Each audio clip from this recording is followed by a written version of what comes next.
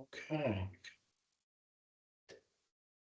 First item of business is agenda approval and announcements. Are there any announcements from staff or board members? Start with. None here. Doesn't look like any. Any need to reorganize, Tim? No, I think we're good to go. Okay, then I will entertain a motion to the agenda.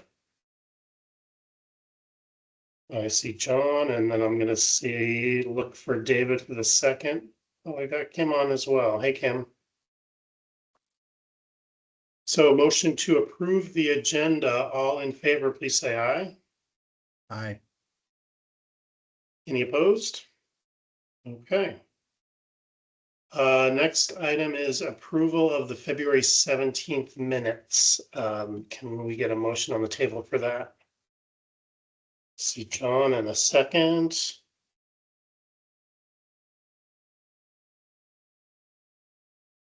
Can we get a second on that from someone? Kim, okay. Any discussion on the February 17th minutes? Any need to change anything? Okay. In that case, all in favor of approving the February 17, 2026 minutes, please say aye. Aye. Any opposed? All right. I am not seeing anyone online for public comments. Don't see anybody in the room with Bill. So I think we're going to go ahead with the RVK presentation. Great. And we have Sarah Bacher here for that. Sarah, if you want to share do you want to share your screen and run the slides? Yeah, absolutely. Good morning, everyone. That's great. And this is a matter is coming back to you it was either the last or 2 meetings ago that you all put the Columbia Acorn Fund on the watch and directed us to conduct a search. Sarah and team have done that, and they're here to present the results of that search and recommendation going forward. So turn it over to Sarah. All right. Well, thank you, Tim. Appreciate the introduction here. So yeah, hopefully you can see my screen now. Let me know if my audio, I'll turn off my video just in case, so my audio is clear, but let me know if you're having any issues hearing me. So as Tim said, this is something we've discussed at the last meeting. Quick reminder, the Columbia Acorn Fund is currently the sole active international option on the menu, and we put it on watch back in the third quarter of last year. There's been a lot of changes with the strategy that we've observed that we find to be concerning, changes to the investment team that were very meaningful. The strategy focus has shifted quite a bit over the last few quarters, from a broad international equity strategy to a more small mid-cap oriented strategy. And with those changes, staff and RVK felt it made sense to recommend their termination after potentially conducting a search and finding a suitable replacement. The board gave us a green light to do that at the last meeting, at the February meeting. So the goal is from today is straightforward. Really, we want to present you the search results for a broad international core option, an active option that folks can use, that provides them with diversified exposure to international equities that would be well suited for a DC plan, meaning for a DC plan structure, we really think it's helpful to have an option that is well diversified, doesn't have very big wild swings relative to the benchmark over time, and of course also reasonably priced. Something that participants can hold through cycles without a lot of drama, without a lot of volatility. So there wouldn't be any participant, outflows from the strategies or anything substantial if we or when we have market stress, for example. So that is really the goal typically in a DC plan for those types of searches.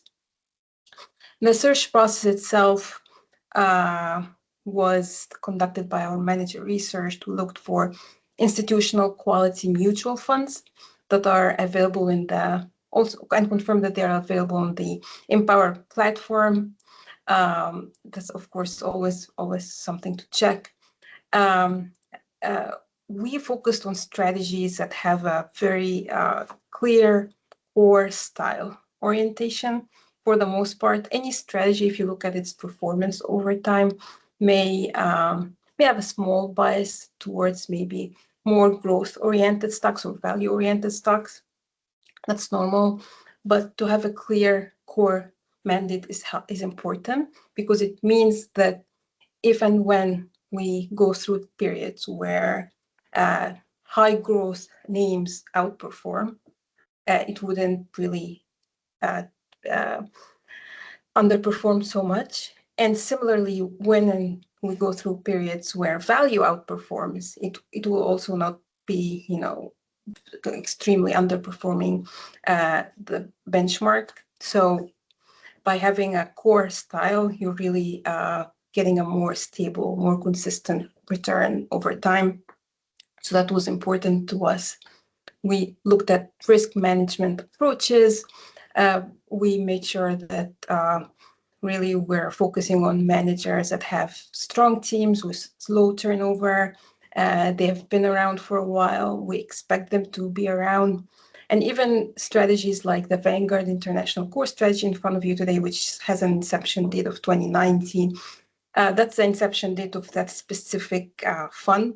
But the underlying, it's a best idea strategy where the underlying teams were actually part of other longer track record Vanguard international strategies, and they kind of are pulling best ideas from their international equity team and pulled them into this strategy. So we made sure that all the underlying managers, all the underlying strategies are really, really long track record strategies, and we have enough color there on their performance, their staying power.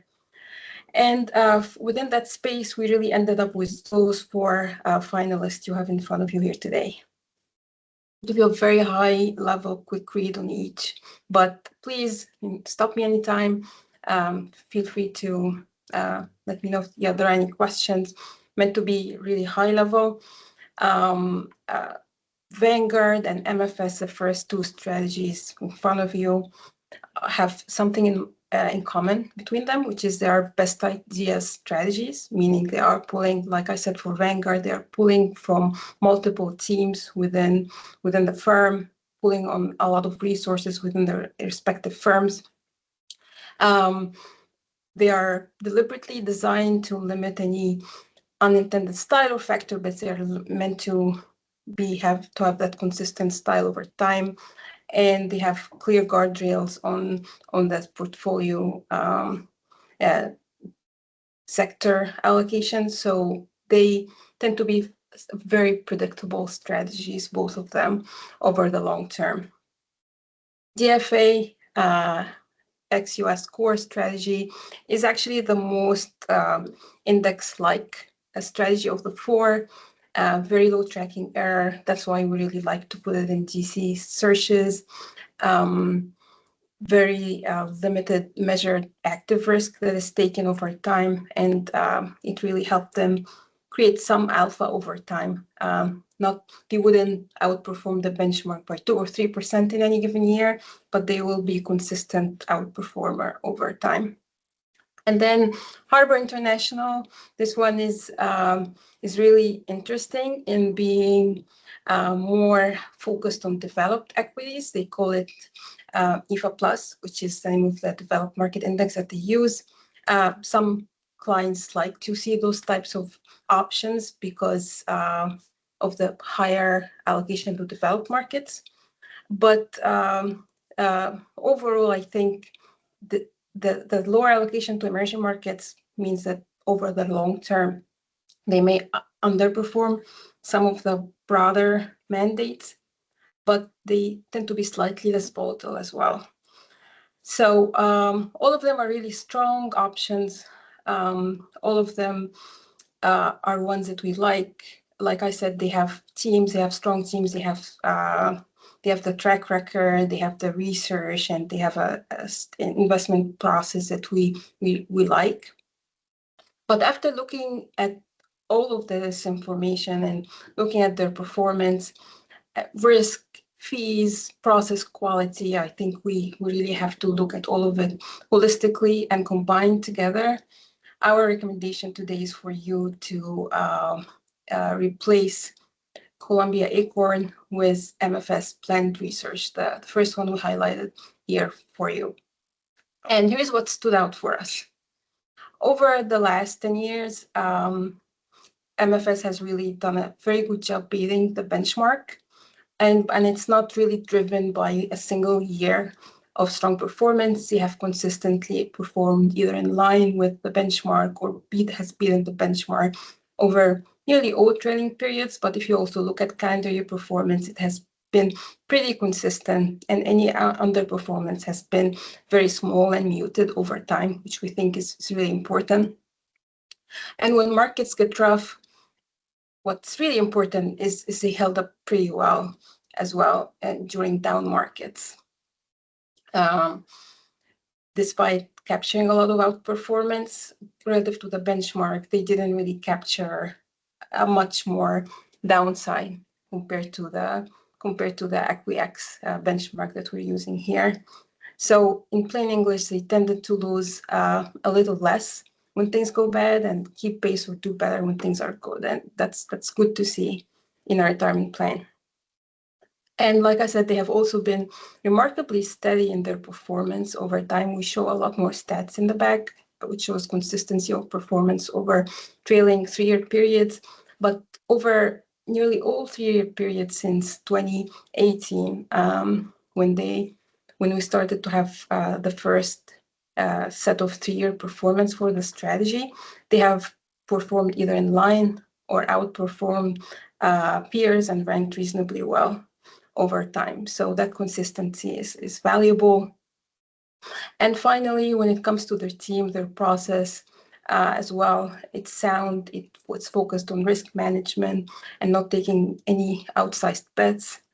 And when it comes to fees as well, which we show here, their fees are 44 basis points. The overall Morningstar Foreign Large Mutual Fund peer group has a median fee of 90 basis points. So it's about half of that peer group median fee, which we really like and frankly expect for our clients to have lower fees. So that's really good to see, and they actually have lowered their fees significantly this year compared to last year by 14 basis points. So with all of that, I think we feel very, very good about recommending them and confident in their ability to do well over the long term for you all. So I want to pause to see if there are any questions or initial or feedback or reactions to what I just said or the recommendation. Any questions from board members or from staff? I think I'll just note that staff is in alignment with this recommendation. Thank you, Tim.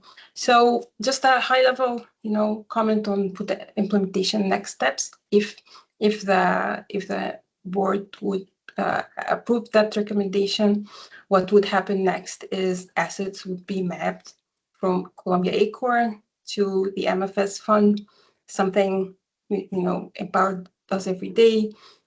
There wouldn't be any changes needed to your investment policy statement since it doesn't list individual options in the plan. Participant disclosures would need to be updated, of course, and participants would be receiving advance notice, typically 45 days before the change, letting them know that this change is coming, why it's happening, and what they can do before then. So if they want to potentially not have their funds moved to the new strategy, that there are other options and that they are free to do so. before that change takes place. So very straightforward process. If you all approve, I think we can get started on that right after the meeting. And I think long term, it's going to be really great for participants to have a broad international active option in the plan, which was the original goal and intent of the Columbia Acorn strategy. And when it was added to the plan before, it has seen its own style shift. So that would really bring us back to the original goal of the board when they added the Columbia Acorn strategy in the first place. And the one thing I would add to that is just as a matter of scale, I can't remember if you mentioned this at the start, Sarah, but what we're looking at for the lift is 4 participants who are currently invested in this fund, at least as of the end of the calendar year, with about 30,000 in assets. So logistically speaking, not a big lift. Thank you, Tim. Sarah, do you want to pull down your deck? Of course. And then at this point, I think what we would be asking the board to consider is a motion to transition the Columbia Acorn Fund to the, sorry, I'm gonna say this better if you'll just bear with me for a second. I had it up. Now I've lost the document.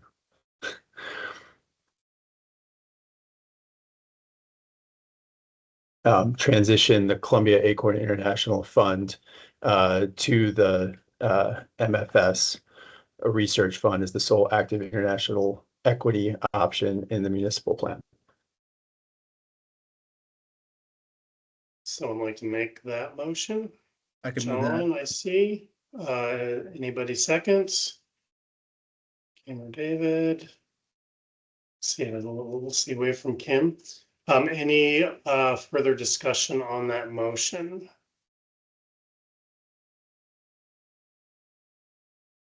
Seeing none, all those in favor, please say aye or thumbs up. Aye. Any opposed? All right, motion passes. Thank you, Sarah and RVK, for your work on that. Thank you all.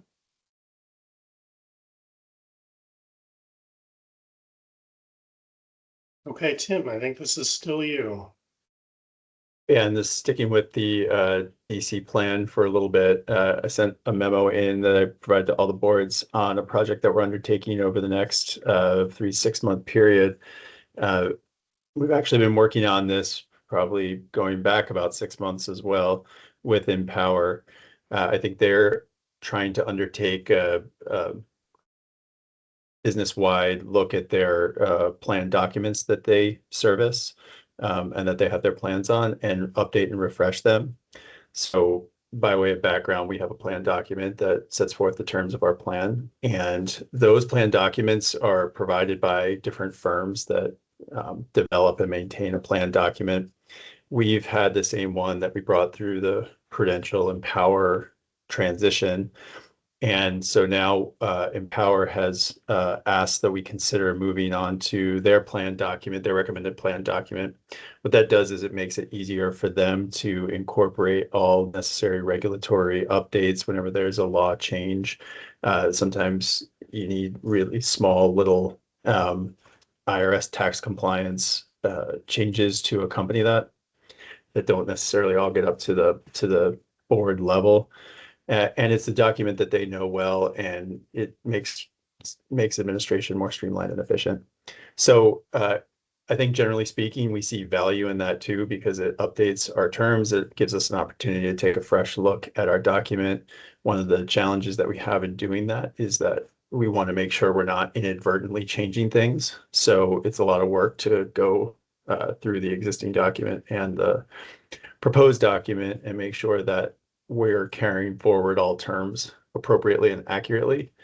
And as part of that process, flagging to you folks whether or not there's anything that we would think you might want to consider as an amendment to the plan. There are new opportunities in in DC plans coming out of the Secure 1 and 2 laws. So there may be things to consider. We've not done that work yet, but as part of this process, we're going to go through with RBK and see if there are any terms that we might recommend to the board for consideration. I don't know the answer to that yet, if there will be any. But this will be sort of a substantial agenda item when we get through it. We're going to start with the 457 plan, so this is not an immediate work item for this board. But I just wanted to flag this coming and explain why we're doing it. We will probably come back to you in a couple stages, one to discuss substantive terms, if any, and then a second one to approve a final plan document. As I said, RBK and us will do all the work to make sure everything is accurate, consistent with what we're doing. This is more because it will be a plan document. It will that we're adopting for the plan. It will require board action. So, didn't want that to come out of the blue in a meeting in 3 to 6 months, and wanted you to see it coming. Happy to answer any questions.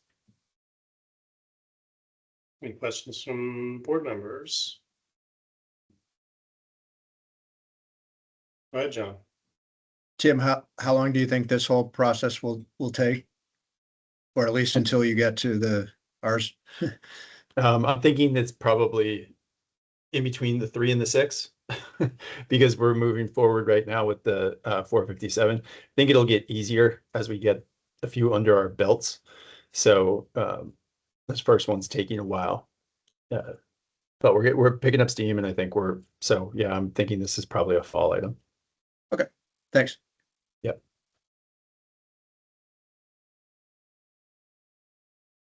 All right, and so no motions needed. We can move on to the election procedures discussion. Yeah. Bill, do you want to give a quick overview of that? What we're asking for in this meeting is our typical practice is for the board to approve the process for electing the different trustee positions. And so we've brought those documents that are linked in the memo that Bill put together to you. So that's what we're looking for out of this. But Bill, maybe you can explain the process a little bit. Yeah, absolutely. So this year we do have 2 positions that are up for election. We have Mr. LaLiberty's as well as Mr. Potter's. Basically, every member of the system will be receiving notification for the employee representative, and then the clerks for towns will be receiving notice for the employer representative. Following nominations, we'll be able to start the ballot process if there's more than one contender. And we also have the third document included in that memo, which is the process for counting. We basically just want to, following statute, look for board approval for these 3 different procedures, so that way we can proceed through the election process. And as a matter of timing, our goal is to get this done in advance of the fiscal year so that we can have the positions filled by the start of the next fiscal year. Bill or Tim, am I remembering correctly that the other employer's seat has a different process? You So are. one's elected and then one's appointed. That's One's correct. appointed. Yeah. And that's Kim's seat, is the appointed seats. Okay. And then just folks probably recall this, but if we only receive one nomination, the procedures allow us to just declare that person the trustee. We don't have to go through the whole balloting process if there's only one nominee.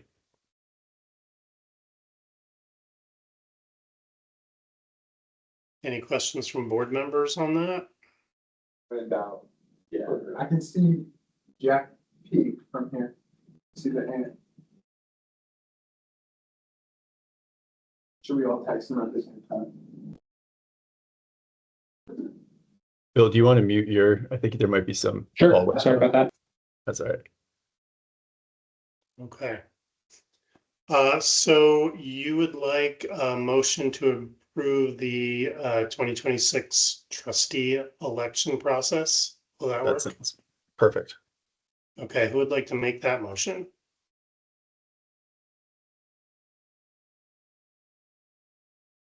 Anyone? Kim, thank you. Second by. Go to David for a second. Perfect. So, any other discussion on the motion that's on the table? All right, seeing none, all those in favor of approving the 2026 trustee election process, say aye or a thumbs up. Aye. Any opposed? Okay, and then Tim, still with you on the legislative update. Brief one here. Our omnibus bill is moving well through the body. We're already through the House and hopefully through the Senate Committee of Jurisdiction this week. Things are looking good for the both the task force and the OPEB transfer that are the main pieces of that bill for the retirement systems. This board and the other boards very graciously supported our request for a position as part of that bill. That's been a bit of an odyssey. It's out of our substantive bill, and they're addressing those matters in the budget. And the last we heard as of this morning is that it is in the version of the budget that Senate appropriations will be taking up. Continue to monitor that, but that's an encouraging sign. Also, the VPIC position that was in the House version of the budget. So, very both fingers crossed that both of these positions stay in. But as of today, we're feeling pretty optimistic about it.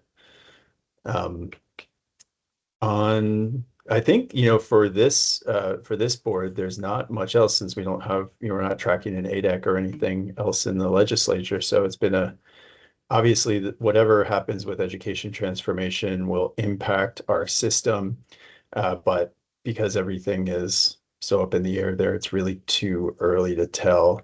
And the impacts are probably more likely to be logistics than anything else. So we're tracking that, but nothing really to report at this time.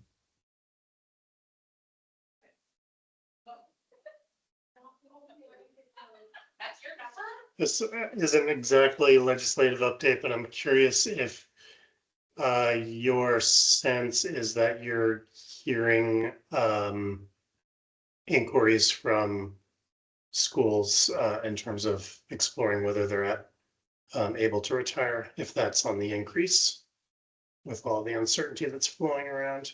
From active employees, you mean? Yeah. Our last update I got from the team was that we track how many, because July is a big retirement month, we track July retirements in the months leading up and compared to prior years. It's actually down a little bit. My thinking is we have sort of a lot of tumult in the world, and people often slow down on retirement plans when the economy might be facing some headwinds and when things feel unsettled. So that might be driving why we're slightly down. It's nothing really remarkable. But slightly lower than years past. I know there are some incentives out there. We've just been working actually with South Burlington. I know that they have a sizable retirement incentive in their district this year. So, we're hearing some anecdotal evidence of that, but at this point, it's hard to understand because I think we might not see the retirements coming yet. So we're still a little early to have a firm growth on what July is looking like. I think at the next couple meetings, that'll firm up. Okay, thanks. Any questions for Tim on the legislative update from board members? Okay. Next up, we do have a disability recommendation from the Medical Review Board. Tim, I don't know if you or Brianna want to tee this up. And as a reminder for folks, if we need to get into any of the details on this, we will want to do that in executive session. I don't think we have anything in particular here. We support the recommendation of the Medical Review Board. But if there are any questions, we're happy to answer those in executive session. Yeah, I certainly didn't see anything that warranted further discussion. And so unless there's objection, I would entertain somebody making a motion to accept the Medical Review Board's disability recommendation. Do you want the employee's name in the minutes or not?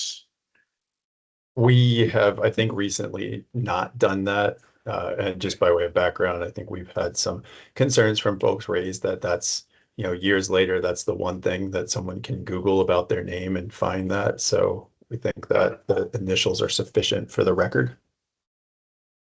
So would someone like to make a motion to accept the Medical Review Board's disability recommendation for JS? I see a second from John. Perfect. Any other discussion on that motion? All right, all those in favor, please say aye. Aye. Any opposed? Okay. Tim, your upcoming trainings memo. And this We're was, all going to Vegas. yeah, everyone want to go to Vegas? This is really something we're trying to provide, and I appreciate Bill kind of doing the work to research what's out there and see what trainings are out there for folks. Want to try and provide this once or twice a year so that if anyone has an interest in doing some research on, you know, what other trustees are seeing, what they're doing. These are all good opportunities, and we have a budget to fund this. So to the extent anyone's interested, please reach out to Bill or myself, and we can help get the wheels spinning. All right, thanks, Tim. And so we are now at any other business to come before the board. And if I may, Mr. Chair, I just wanted to alert the board, and we can share the decision later today. We did receive a decision in the lawsuit that our board was facing regarding an individual that wanted to disenroll from the DC plan and enroll into the DB plan. We denied that request, as you recall, and that individual sued in the hopes that the court would overrule that. The court declined to overrule that. They dismissed the matter, and it was a brief, but I think good decision. We can, I'll make sure, Bill, if you could circulate that, I'll make sure that you have that after this meeting, and we can make sure the board sees it so you can understand the judge's rationale in the dismissal. Right. I think we are still technically within an appeal period, so I don't know how long that lasts, Justin, maybe 30, 60 days or something. It's been a while since I did appellate work, but that sounds right. Okay. Thanks for that. Any other business from Tim or from board members? All right, seeing none, I will entertain a motion to adjourn. Thank you, John. Ken, a second. All those in favor, please say aye. Aye. Aye. All right, thanks all. We will see you in May. That's also online. Yep, that's the Empower meeting, and then June will be the experience studies online as well. Got it. Okay. Great. Thanks, everyone. Thanks, folks. Thank you. See you all in Happy May. sunshiny day. Bye. Thanks.